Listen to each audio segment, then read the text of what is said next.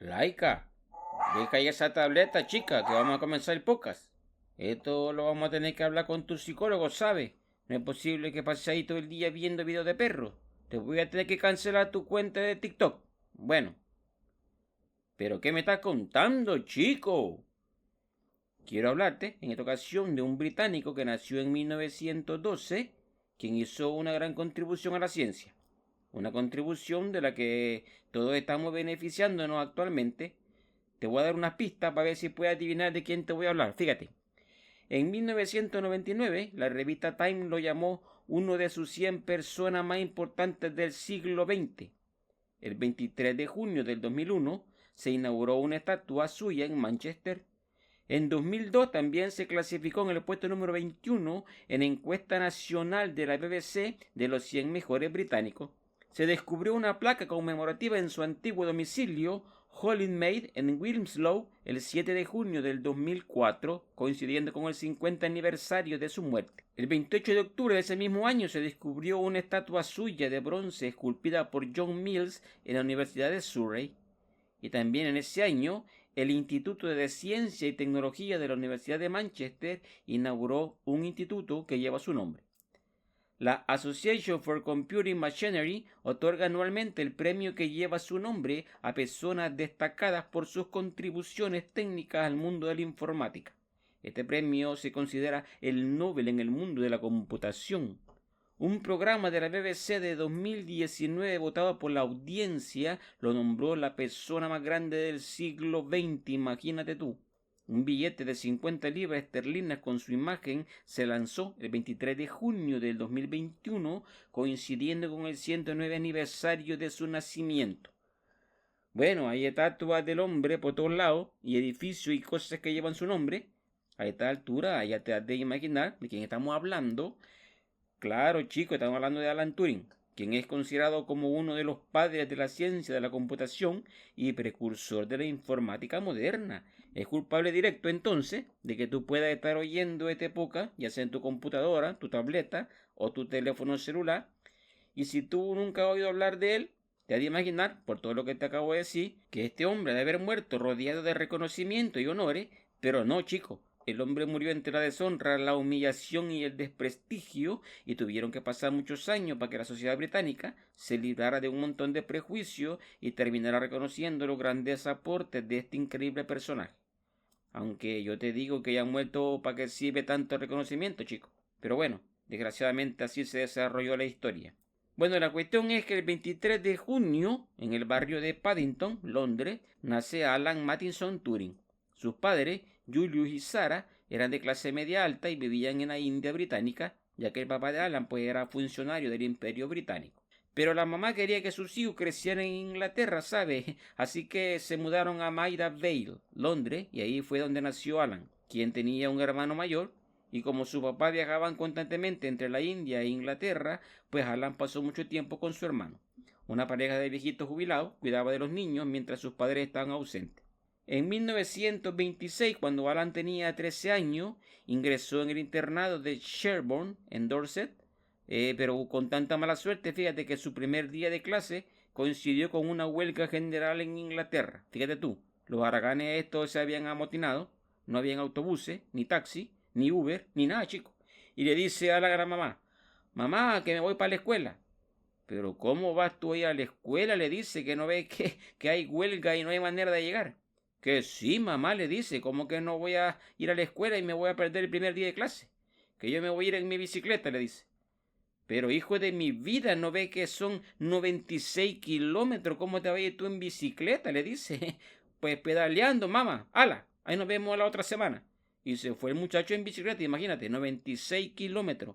No le alcanzó el día y tuvo que dormir en una posada. Pero para que veas tú la determinación del muchacho y el amor que tenía por el estudio. Bueno, en este internado destacó Alan en matemáticas, ganando todos los premios que ahí se entregaban por esta disciplina. Arrasaba, chico. Era un genio él con los números. Pero los maestros no estaban muy satisfechos con su rendimiento porque la escuela ponía mucho énfasis en el estudio de los clásicos y había muchas materias que a Alan pues no le interesaban. A él lo que le gustaba eran las matemáticas, la física y la química. Bueno, era tanta la incomodidad que Alan provocaba entre los profesores que un día el director del internado le mandó una carta, fíjate, a los padres de Alan diciéndole lo siguiente: espero que no se caiga entre dos taburetes. Si va a permanecer en escuela pública, debe aspirar a educarse. Si va a ser únicamente un especialista científico, está perdiendo el tiempo en una escuela pública. Imagínate tú. Eso es para que tú veas que los sistemas educativos, pues, por muy buenos que sean, muchas veces pues no están diseñados para lidiar con personas extraordinarias, como era el caso de Alan Turing. En este internado, Alan se hace muy amigo de un compañero que se llamaba Christopher Morcom y descubre que comparten el mismo interés por la ciencia, así que durante la clase se intercambiaban notas y resolvían juntos rompecabezas. Bueno, y así pues entre rompecabezas y rompecabezas, pues Alan termina enamorándose de su compañero Christopher. Claro, chico, cuando el amor es puro no importa el sexo. Fue su primer amor, imagínate tú. Él era prácticamente un adolescente y a esa edad pues el enamoramiento es algo muy intenso. Claro, nadie se olvida de la primera persona de la que se enamora, chico. Yo bien me acuerdo. En séptimo grado estaba yo cuando me enamoré por primera vez. Anacleta se llamaba la niña, fíjate, como para olvidarla con ese nombrecito. Bueno, pero para desgracia del joven Alan, en 1930, cuando ya estaban a punto de salir del internado, pues Christopher muere, debido a complicaciones de tuberculosis bovina, fíjate. Se había enfermado por andar tomando leche sin hervir. Se dice que este evento motivó a Turing a que se interesara por el estudio de la mente humana a través de la física y la mecánica cuántica, buscando la solución a la relación entre mente y materia. Un problema tan antiguo que aún no pasa de moda. Pero claro, ese fue un suceso tan traumático que Alan dejó de creer en la religión y se hizo ateo. Y desde entonces se propuso entender la naturaleza, estructura y orígenes de la conciencia. Ya ve pues que este es un tema de interés universal y que tiene todavía mucha tela por cortar, chicos. Bueno, Alan estaba convencido de que todos los fenómenos, incluyendo el funcionamiento del cerebro humano, son de carácter materialista. Es decir, que él creía que había algo en el cerebro que funcionaba igual que una máquina. Y claro, pues esta forma de entender las cosas son las que le llevaron a crear sistemas mecánicos que realizaran operaciones matemáticas. En 1931, Alan ingresa al King's College, Universidad de Cambridge. Bueno, ahí estudió hasta 1934, graduándose de matemático, y en 1935 se hizo catedrático de esa universidad. Fíjate que la sala de informática de esta universidad lleva actualmente su nombre, dato curioso. Luego de graduarse se trasladó a estudiar a Estados Unidos, me voy con los gringos, dijo, e ingresó a la Universidad de Princeton. Y ahí, en los años de 1937 y 1938, trabajó con el lógico Alonzo Church, con quien hizo trabajo de investigación muy importante. En 1937 publicó un artículo que luego se hizo muy famoso, titulado Sobre los números computables con una aplicación al problema de la decisión. Y es que había un problema de lógica matemática que había sido planteado desde el siglo XVII, y en este artículo pues Turing trataba de solucionar dicho reto lógico matemático. En este artículo él ya hablaba del concepto de algoritmo y exponía la base de su máquina de calcular, la máquina universal, conocida más tarde como máquina de Turing, que operaba basándose en una serie de instrucciones lógicas. Turing describió en términos matemáticos precisos cómo un sistema automático con reglas extremadamente simples podía efectuar toda clase de operaciones matemáticas expresadas en un lenguaje formal determinado. Aquí se estaban sentando las bases de la programación informática. La máquina de Turing era tanto un ejemplo de su teoría de computación como una prueba de que un cierto tipo de máquina computadora podía ser construida. Ojo aquí, que digo que podía ser construida porque la máquina de Turing no era una máquina física como la mayoría se imagina. Era una máquina teórica, dicho de otro modo. Era una ficción matemática que hoy se considera el prototipo teórico de la computadora digital. Imagínate tú la visión de este hombre, que estaba por introducir al mundo entero en el mundo de la informática. Y es que, claro, chicos, todo lo que tiene que ver actualmente con computadora tiene que ver con programación. Y la programación, pues, tiene que ver con algoritmos, que es el concepto que estaba introduciendo aquí Alan Turing. Y que hoy es, aunque la mayoría no nos demos cuenta, un concepto omnipresente con el que interactuamos en nuestra vida diaria.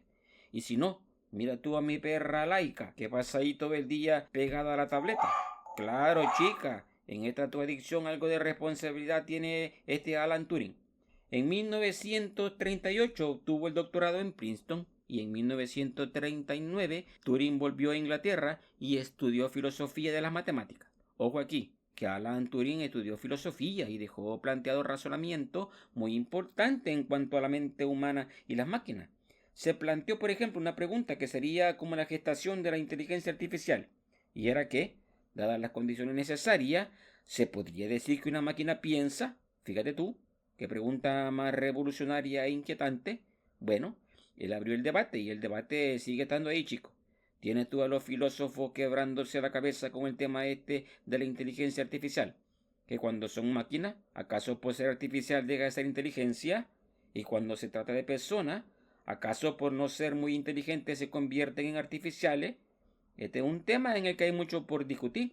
Bueno, en poco tiempo ahora tendría la oportunidad de llevar a la práctica sus teorías respecto de este tema. Bueno, pero antes de revolucionar el mundo entero introduciéndolo en el mundo de la informática, Alan estaba llamado a cumplir un deber heroico, que habría de cambiar el rumbo de la historia y de paso salvaría millones de personas. Claro, Laika, este hombre tuvo un papel importante en el desarrollo de la Segunda Guerra Mundial y salvó millones de vidas sin tocar un arma ni disparar una sola bala. Lo hizo con su puro intelecto. Algo increíble, te voy a contar. Sucede que en septiembre de 1939 Gran Bretaña entró en guerra con Alemania, en donde un tirano demente y déspota, que aparte tenía un bigote muy ridículo, estaba decidido a crear un tercer imperio alemán. Claro, Hitler invadió Polonia y se armó el relajo más grande de la historia. En este momento, Turing fue contratado como criptólogo por el ejército británico en Bletchley Park, una instalación militar ultra secreta conocida como la Estación X. Y para todos aquellos que como yo estudiaron en la nocturna, quiero decirles que criptólogos no son las personas que construyen criptas, esas tumbas que se construyen así en los túneles.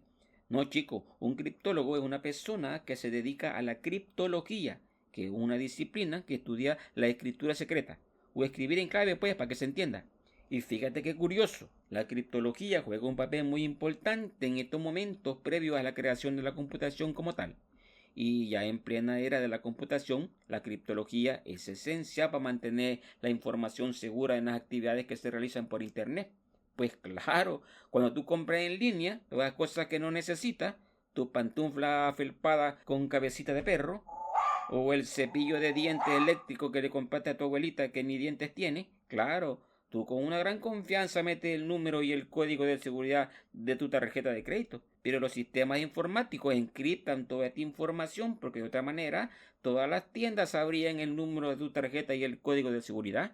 Y entonces nadie compraría por internet, chico. Imagínate tú qué tristeza. Si hoy en día muchas personas han encontrado el significado de la vida gracias a que pueden comprar en línea, chico.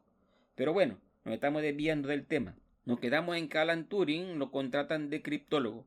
Y es que los ingleses necesitaban descifrar los mensajes con los que los alemanes se comunicaban. Claro, pues los ingleses captaban todos los mensajes que los alemanes transmitían por radio, pero no podían descifrarlos porque estaban encriptados.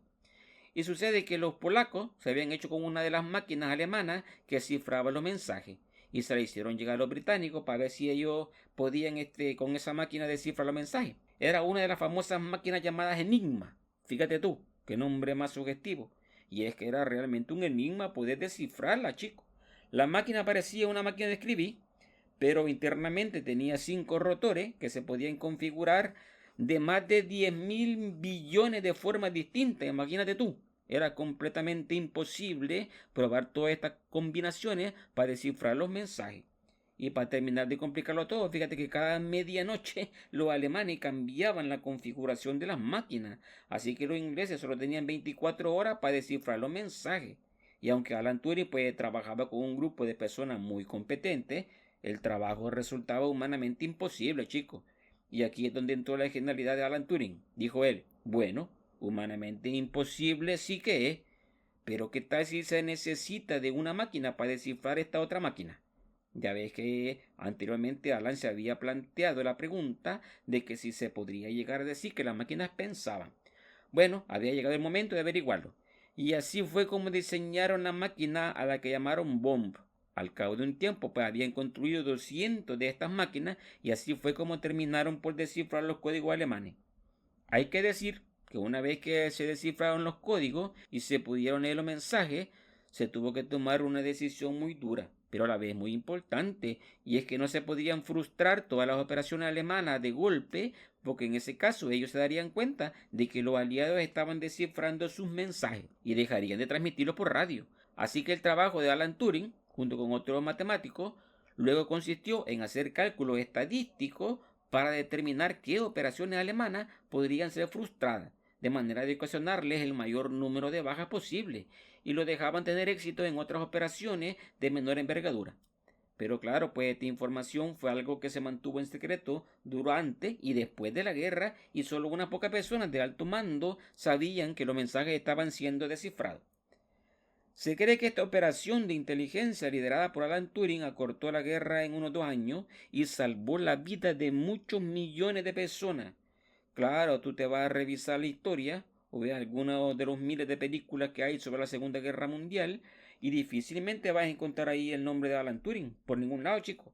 Pero lo cierto es que las operaciones militares de todos los países aliados contaban con ayuda, sin que ellos lo supieran porque era un secreto, de la información que les daban los británicos sobre los mensajes descifrados. Pues el secretismo de esta operación fue tal que durante muchas décadas no se supo de esta operación sino hasta entrado los años 70. Ya Alan Turing pues tenía muchos años de haber fallecido. Ya después de la Segunda Guerra Mundial, en 1947, Turing empezó a trabajar en el motor de computación automática. Los gringos, por su parte, trabajaban en un proyecto similar, pero en aquella época pues todo se manejaba con un gran secretismo, claro, recién había terminado la guerra pues y los gobiernos manejaban este tipo de avances técnicos como algo muy secreto, y eso entorpecía el trabajo de Turing y lo desilusionaba mucho. Lo que Turing quería era crear una máquina que pudiera ser configurada para hacer cálculo algebraico, desencriptar código, manipular archivos e incluso jugar al ajedrez. Por ese tiempo creó la instrucción de código abreviado, que dio origen al lenguaje de programación. Por esta época también escribió un trabajo pionero sobre la inteligencia artificial, pero no fue publicado hasta después de su muerte. A mediados de 1948 fue nombrado director delegado del Laboratorio de Informática de la Universidad de Manchester y trabajó en el software de una de las primeras computadoras reales, la Manchester Mark I. En octubre de 1950 publicó el famoso artículo Computing Machinery and Intelligence, donde Turing trató el problema de la inteligencia artificial y propuso un experimento que hoy se conoce como la prueba de Turing. Fíjate, que era una prueba con la que se pretendía comprobar si una máquina podía catalogarse como sensible o sintiente. Imagínate tú qué locura esta, chico. Bueno, la prueba de Turing estaba basada en un juego de aquella época que se jugaba en reuniones sociales, en fiestas, ¿sabes? En cumpleaños, despedidas de soltero, bautizo, divorcio, así como nosotros jugamos al juego de la silla, o a la gallinita ciega, o a ponerle la cola al burro, pues los británicos jugaban el juego de la imitación, que lo jugaban 3 personas y consistía pues en que una de ellas, sin poder ver a las otras dos, que era un hombre y una mujer, tenía que adivinar quién era el hombre y quién era la mujer, haciéndole preguntas con unos papelitos. Y el trabajo del hombre y la mujer era confundirlo con la respuesta para que no adivinara. Por eso se llamaba el juego de la imitación. Entonces Alan Turing se basó en este juego para proponer su prueba en la que se sustituía una de las personas por una máquina, de manera que el que adivinaba lo que tenía que averiguar era quién era la persona y quién era la máquina. Y si la máquina era capaz de engañar al adivinador, se podía decir entonces que esta máquina pensaba.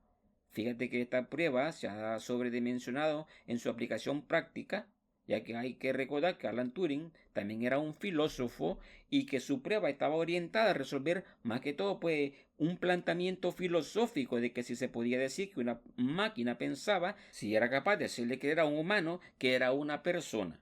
Pero bueno, la prueba de Turing está ahí y es un reto tecnológico que muchos se toman muy en serio e invierten mucho tiempo en intentar pasar esta prueba. Fíjate, un dato curioso, y es que de seguro tú has estado expuesto a una prueba invertida a la de Turing, que es muy común en Internet, que es el test de CAPTCHA, que es esa prueba en la que un sitio de Internet te pide que compruebes que tú eres una persona y no una máquina. Fíjate qué curioso. Bueno, entre 1948 y 1950, Alan Turing, junto con un compañero, empezaron a escribir un programa de ajedrez para una computadora. Bueno, la computadora pues no la tenían todavía, pero en 1952 trataron de correr el programa en la computadora Ferranti Mark I, pero el programa pues era demasiado pesado y la computadora pues no lograba ejecutarlo. Pero bueno, lo importante aquí fue la hazaña técnica de crear el programa. Ya hoy pues existen máquinas que son capaces de ganarle a los mejores jugadores de ajedrez. Y todo comenzó pues por este Alan Turing, fíjate. Trabajó junto a Norbert Wiener en el desarrollo de la cibernética, que es esa rama de la informática que pretende establecer un sistema de comunicación en el que se interrelacionan un ser humano y una máquina. Sus estudios profundizaron en esta relación estableciendo el concepto de interfaz. Turing trabajó desde 1952 hasta que falleció en 1954 en la biología matemática. Publicó un trabajo sobre este material titulado Fundamentos químicos de la morfogénesis. Imagínate tú, hasta en qué campos de la ciencia andaba metido este hombre. Una persona increíble, chico. Bueno, la historia de este hombre tiene un triste final. Sucede que en 1952 Alan tenía un amante y este amante inescrupuloso le ayudó a otra persona a ingresar a la casa de Alan para robarle. Fíjate qué amante este más traicionero. La cuestión es que Alan Turing denunció el incidente a la policía y en el transcurso de las investigaciones pues él tuvo que admitir que era homosexual. Y tú dirás, pero ¿cuál es el problema? Pero claro, pues en estos días en Inglaterra cualquiera puede decir, sí, a mí me gustan los hombres y qué chico. Y no solo no se avergüenza, sino que encima tan orgulloso, fíjate. Lo cual a mí me parece muy bien, chico. Pero sucede que en esa época, en Reino Unido, la homosexualidad estaba penada. Era un delito, pues. Así que además de ser víctima de un robo, lo acusaron de indecencia grave y perversión sexual. Fíjate cómo se oye eso de terrible, chico. Turing no se defendió de los cargos porque estaba convencido que no tenía por qué hacerlo. Y entonces lo condenaron con dos opciones. O te vas a la prisión o te sometemos a un proceso de castración química, le dijeron. Allen aceptó pues la castración química, es decir, que le dieron a tomar unas hormonas sintéticas para provocarle disfunción eréctil. Imagínate tú, qué cosa más terrible, chico. Aparte de someterlo a un juicio que fue ampliamente difundido, tuvo que someterse a un proceso que no solo lo volvió impotente, sino que también hizo que le crecieran los pechos y aumentara considerablemente de peso. No puedo imaginarme algo más humillante, denigrante e inhumano. Turing conocía los efectos de esta hormona y al ser condenado le escribió a un amigo lo siguiente. La historia de cómo todo esto llegó a conocerse es larga y fascinante y te la resumiré algún día, pero ahora no tengo tiempo de contártela. No cabe duda de que saldré de ella como un hombre diferente, pero aún no sé cuál. Fíjate tú, él sabía que esta hormona le iba a producir cambio, pero no sabía hasta qué grado. Pero lo trágico no termina aquí, chicos. 2 años después del juicio, el 7 de junio de 1954, encontraron el cuerpo sin vida de Alan Turing, junto a una manzana cubierta de cianuro. Oficialmente, pues, se determinó que fue un suicidio, que con lo mal que debió haber sentido el pobre hombre, pues no sería extraño. Pero pronto surgirían otras hipótesis acerca de la causa de su muerte.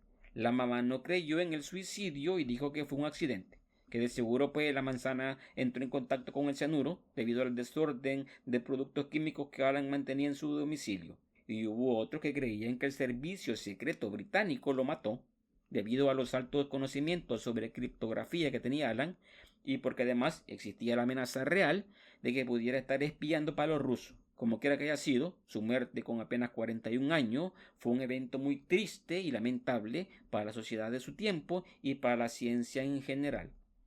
El 10 de septiembre del 2009, el entonces primer ministro Gordon Brown lanzó una proclama en nombre del gobierno británico pidiendo disculpas póstumamente por el trato completamente injusto recibido por Turing en los últimos días de su vida.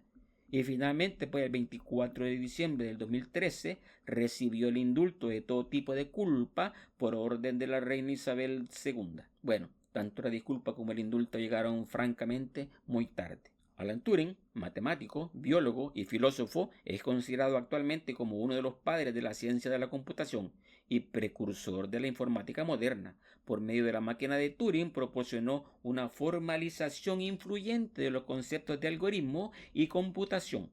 Y se le considera el fundador de la filosofía de la inteligencia artificial, además de proporcionar una larga lista de aportes, tanto técnicos como teóricos, en ramas muy diversas de la ciencia.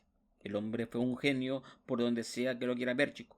Mi conclusión al respecto de este tema es que como sociedad humana no solo estamos en deuda con Alan Turing, sino que además nunca llegaremos a saber cuánto es lo que le debemos. Sí, Laika, tú también estás en deuda. No solo participó en introducir al mundo entero en la revolución tecnológica de la computación, sino que su papel en el desenvolvimiento de la Segunda Guerra Mundial no solo salvó millones de vidas, sino que además cambió el rumbo de la historia. Claro, la forma en que está estructurada la geopolítica mundial no es buena, ni mucho menos. Pero imagínate tú que los nazis hubieran ganado la Segunda Guerra Mundial. Viviéramos en un mundo completamente distinto, yo creo que mucho peor. Su vida dejó un legado imborrable en la historia de la humanidad, pero tristemente también es un recordatorio de que la intolerancia hacia la persona distinta ha sido y seguirá siendo algo que nos denigra como seres humanos. Claro, chicos, ¿de qué sirve que la ciencia haga que como sociedad humana avancemos 2 pasos si la intolerancia hace que retrocedamos 3, chicos? Ya ves, así nos salen las cuentas. Bueno, este ha sido el podcast del día de hoy. Espero que te haya gustado. Y si no, pues espérate al otro. Y quiero despedirme dejándote una frase para la reflexión. El camino que está siguiendo la tecnología informática en su desarrollo algún día nos conducirá al conocimiento sobre la esencia de lo que somos. Este ha sido el viejo Nacho y su compañera Laika transmitiendo para todos ustedes y recordándole que si se van a reír, que sea en serio y pórtense bien porque siempre es más barato.